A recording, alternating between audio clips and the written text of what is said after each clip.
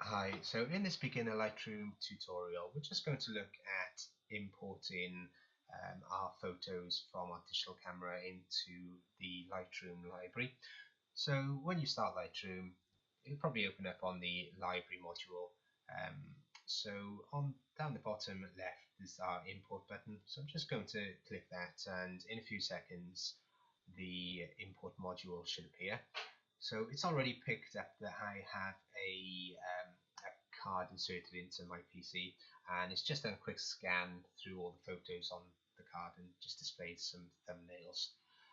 So I'm just going to increase the size of the thumbnails, which you can do with this slider, because I know some photos are out of focus, or I don't want them. For example, this file here. So I'm going to just untick some of these, all of them actually. So I'm going to untick all of these and just select the ones I want for the time being. So let's have these couple here, and we'll have some of the child. Okay, so once I've done that, I'm going to copy as DNG. So I've taken these photos in RAW. I'm shooting with the Fuji X camera, so it's given it a .raf extension, which is Fuji's RAW format. If you're shooting on a Canon and Nikon, you'll see a .cr2 or .nef, I think, if you shoot RAW on those cameras. If you shot just with the JPEG settings, you can't import as DNG, so you'll probably just want to copy those across. The DNG format is Adobe's digital negative, which is an open source RAW format, so it's quite good to have them in this format in case anything changes in the future. We know that's open source. So on the right we have the import options. I'm not going to build smart previews in this case, and I'm going to leave the don't import suspected duplicates ticked. What I am going to do is to rename my files. Now Adobe provide a number of templates for renaming the files, or you can create your own using the edit option. But in this case I'm just going to add the date to the start of our file name. So it gives you a sample of what it's going to do here. So you can see that it's going to put the date in front of the existing file name.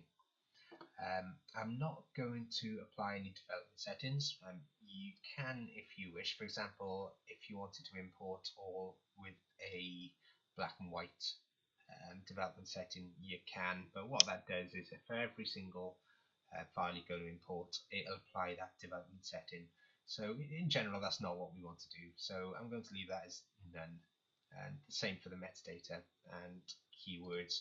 With the keywords we can add them to our photos later on in the library module. So the next section is where we're going to import our files to.